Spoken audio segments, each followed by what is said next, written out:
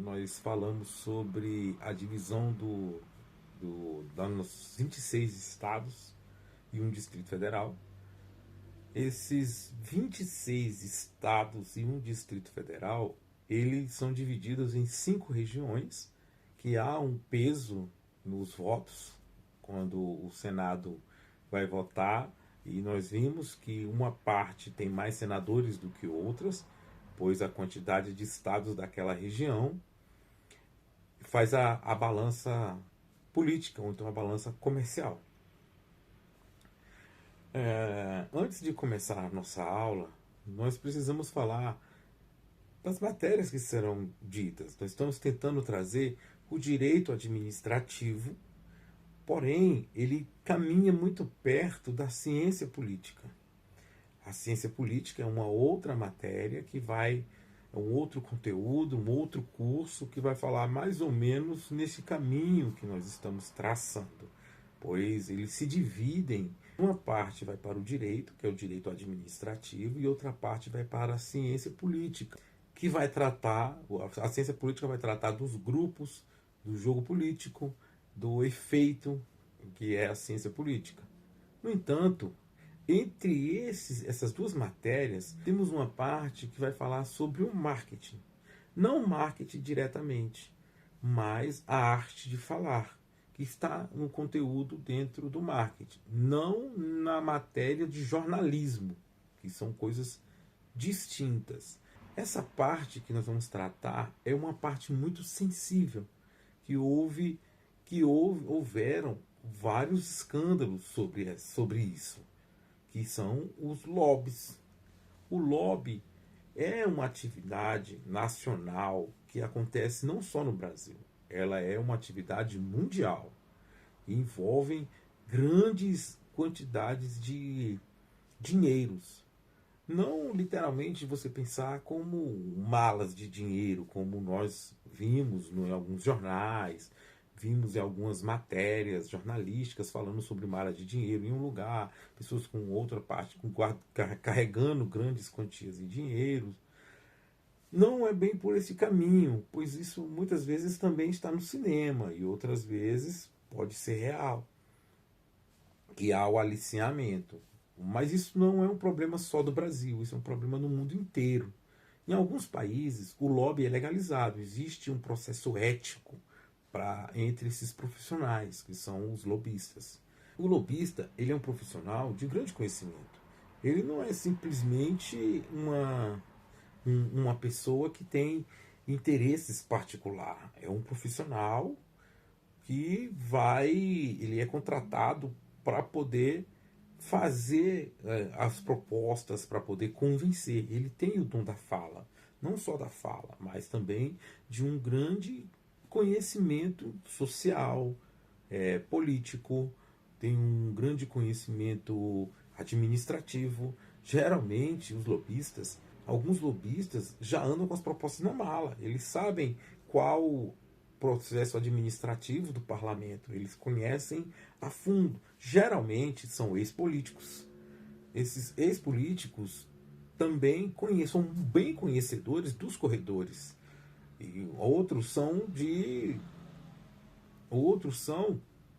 corporações, outros são contratados por grandes sindicatos nacionais, federações nacionais. Todos esses aí vão buscar um lobista para poder convencer o parlamento ou convencer o seu parlamentar. Isso é dentro de um conteúdo do lobista, que é um profissional contratado para fazer isso. Muitas vezes tem até empresas que fazem isso. Existem empresas que são especialistas em captar um parlamentar e convencê-lo do que ele tem que aprovar. Dentro do caminho político, dentro da política, muitas vezes o candidato ou o parlamentar que foi eleito ao cargo de senador não é tão difícil de acontecer, mas acontece, como já vimos no caso do Brasil, de alguns parlamentares não saberem ler nem escrever. Mas, independente se ele sabe ler e escrever, ele não é conhecedor de tudo. Geralmente, essa pessoa que foi eleita, ela não conhece todas as coisas, ela não conhece, às vezes, como funciona um aeroporto, ele não sabe o que acontece na indústria farmacêutica, ele não sabe o que acontece, às vezes, dentro de uma empresa de funilaria. São muitas, o mercado é muito diverso, o mercado é muito grande.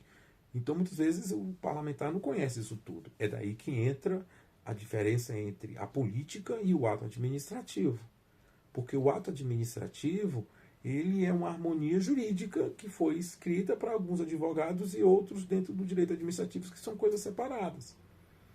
O jogo político, quando começa a acontecer, está justamente neste momento, neste ponto. Existem situações que empresas ganham 10 mil por mês, 50 mil por mês, chegando a custar, chegando no final de ano, alcançar aí seus 500 mil reais. Mas eu não estou falando dessas empresas. Muitas vezes, muitas vezes essas empresas que contratam seus lobistas são empresas que são mega empresas, são empresas que têm rendimento mensal de 5 bilhões de reais, então tem rendimento mensal ou então semanal de 10 milhões. Chega no ano, ele vai estar ganhando bilhões de reais. Não são milhões, são bilhões. Muitas vezes essas empresas elas buscam anseios nacionais ou mundiais. São como, por exemplo, a Petrobras, que é uma empresa, uma estatal brasileira, ela não tem um lucro de 50 mil reais por mês. Ela tem bilhões. São empresas assim ou maiores, que têm suportes bem maiores. Essas empresas que têm suportes bem maiores contratam seus lobistas para estarem nos corredores. Existem processos éticos que ele deve ser um profissional ético para buscar interesses que possivelmente atendam o coletivo, não o interesse de uma classe. Mas alguns sindicatos, algumas faculdades, algumas áreas que são bem consistentes vão contratar lobistas, pois às vezes o presidente daquela associação não tem o conhecimento dos corredores e nem tem o poder de convencimento de um parlamentar. Por isso contrata um lobista para que o lobista possa andar nos corredores. E uma palavra que é muito pejorativa, que é muito usada, é o curral eleitoral. O curral eleitoral, ele acontece, infelizmente, mas ele acontece, onde o poder de persuasão das grandes associações vão convencer a população que aquele candidato ele é a melhor opção.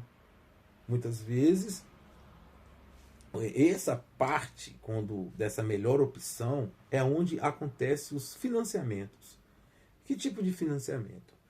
O candidato, para que ele vá até uma região para poder fazer uma palestra, eu preciso de uma sala, eu preciso de um auditório, eu preciso de água, eu preciso de comida, eu preciso de luz, eu preciso de um palco. Isso tudo é financiamento. Ele precisa ir até lá para poder se apresentar como candidato. Esse é o jogo político. No caso do lobby, nessa atividade que ele realizou fazendo essas palestras, quando ele for eleito, tudo isso será cobrado. Vai ser cobrado em termos de benefícios, seja para o Estado ou seja para aquela empresa. No jogo político acontecem os financiamentos, seja direto ou indireto. O direto, quando vai direto ao candidato. Indireto, quando vai ao partido e o partido vai financiar aquele candidato. É daí que aparece o fundo eleitoral. Não só o fundo eleitoral.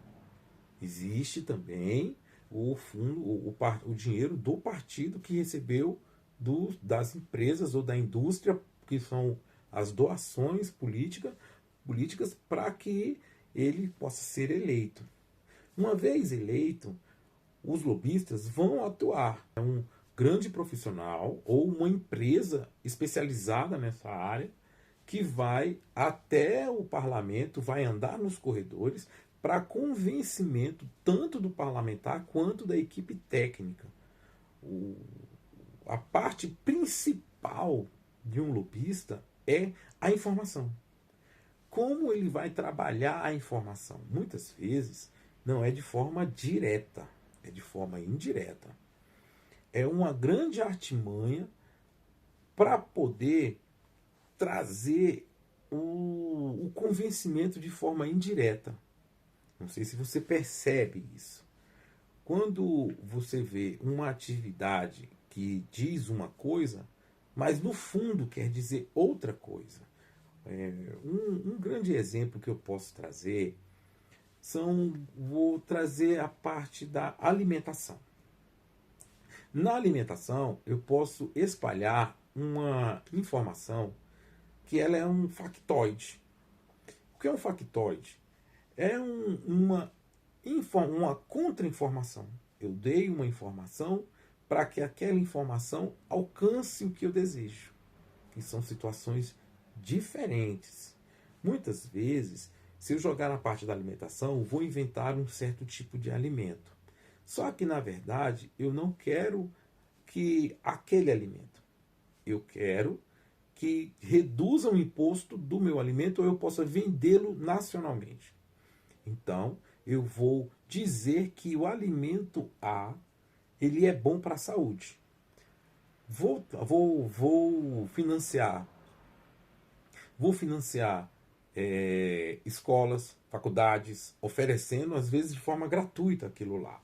Quando a grande massa estiver falando sobre aquele produto, eu vou conseguir usar aquele artifício para chegar no meu político, falar com o meu político, pois estão todos falando naquele político. Mas, para que aquele processo ou aquele produto esteja no mercado, eu preciso da redução do preço do imposto.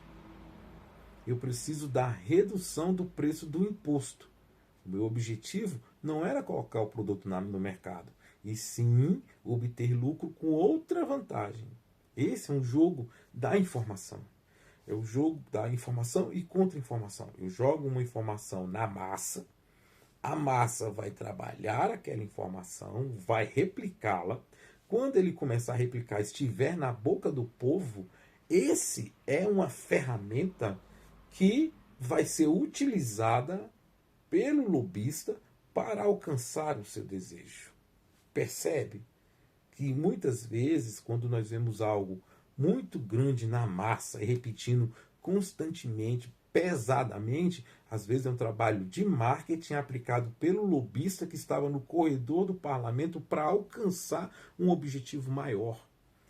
Essa é uma das estratégias de fala do marketing. O marketing faz isso muito perfeitamente. Trabalhamos com isso. Por isso que muitas vezes a verdade ela não é bem uma verdade, é uma parte da verdade. Esse conteúdo é um conteúdo muito sensível, porque ele revela o que há no fundo do que a gente não conhece. Muitas vezes o parlamento acontece dentro das atividades do parlamento, até chegar em nós, na sociedade comum, não é tão simples. Por isso, esse é o lobby. O lobby, ele também não está só no Brasil, ele está no mundo todo, como eu já falei no início do vídeo. Como está no mundo todo, todas essas atividades acontecem naturalmente dentro de todos os parlamentos. A diferença é que alguns países têm registrado lobbies, existe uma lei que tem que seguir um parâmetro, tem que seguir uma conduta de ética para que isso venha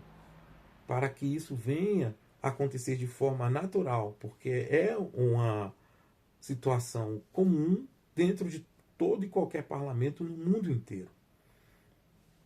Essa parte do lobby, o parlamentar em si, nós podemos trazer, como eu trouxe da outra aula, o exemplo do ônibus para conseguir novas linhas, para conseguir avançar. Existe também uma situação para derrubar outra empresa.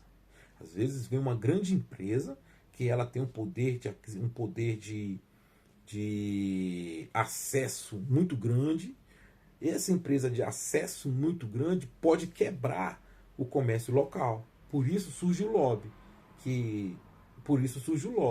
As empresas pequenas vão se reunir em formato de sindicato, financiar financiar um parlamentar, e esse parlamentar vai criar uma lei que defenderá o interesse daqueles pequenos comerciantes. Percebe que existe o lado bom e o lado ruim? Existe o lado bom porque os pequenos comerciantes não serão suprimidos pelo grande. Mas existem situações que o grande financia de forma mais pesada e derruba todo um comércio local. Isso é um jogo político que faz a sociedade se movimentar. Se todas as sociedades, se todas as pessoas tivessem conhecimento, montariam uma forma de lobby, né, para chegar no seu parlamentar, que geralmente o Senado ele tem nível nacional. Existem os senadores que têm de nível local, porque cada senador defendem o seu estado, né? Mas, além do estado, também defendem toda uma região, toda aquela região. A região Nordeste, Sudeste, Sul, Norte, como são 5, eles vão defender todo aquele bloco. Vão defender aquele bloco para que aquele bloco, para alcançar, às vezes, o objetivo de um só daqueles estados. Que o lobby foi em cima daquele estado especificamente para defender os anseios, às vezes da população, às vezes de uma universidade, às vezes de outros tipos de interesse. E como o mercado é muito diverso, tem muitas lacunas, muitas aberturas e sempre está abrindo caminhos novos, quando muitas vezes até o presidente do sindicato é um grande lobista que vai até o parlamento, anda nos corredores e vai convencer a quantidade maiores de senadores. Mas eles são tão bons que vão, às vezes, convencer tanto a equipe técnica quanto os parlamentares, dependendo do argumento que ele tem, pois a informação é a principal arma dele. Então ele está associado, percebe que está associado o direito administrativo, a ciência política e o marketing. Eles estão todos juntos. É um conteúdo muito misturado. Muitas vezes a gente pensa que é uma coisa, é outra, mas estão misturados, estão intrínsecos.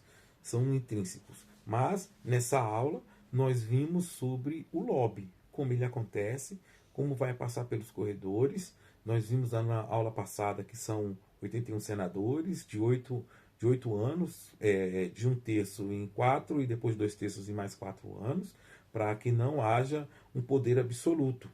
Mas existe uma questão, que na verdade que vamos fazer mais 2 aulas, nessas 2 aulas, né, que seria, nós tivemos a aula 2, essa foi a 2.1, aí tem a 2.2 e a 2.3. Na aula 2.1 nós falamos sobre o lobby. Só que o que um senador faz, ele não administra o dinheiro.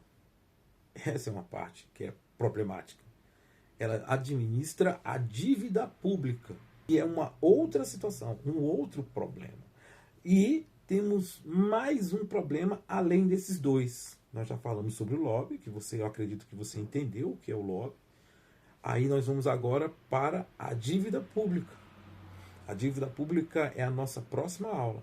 Mas, depois dessa nossa próxima aula, temos mais um problema, que é os dinheiros. Só que é um conteúdo um pouco mais profundo. Eu vou dar uma pincelada na nossa próxima aula para podermos começarmos a nossa aula 2.3, que vai falar um pouquinho dos dinheiros, que são os impostos. Os impostos estaduais, os impostos municipais e os impostos federais. São 3 tipos de impostos, mas o principal é que o senador não administra dinheiro, ele administra a dívida. Aí vem outro problema, mas isso nós veremos na próxima aula. Até a próxima e muito obrigado por sua participação.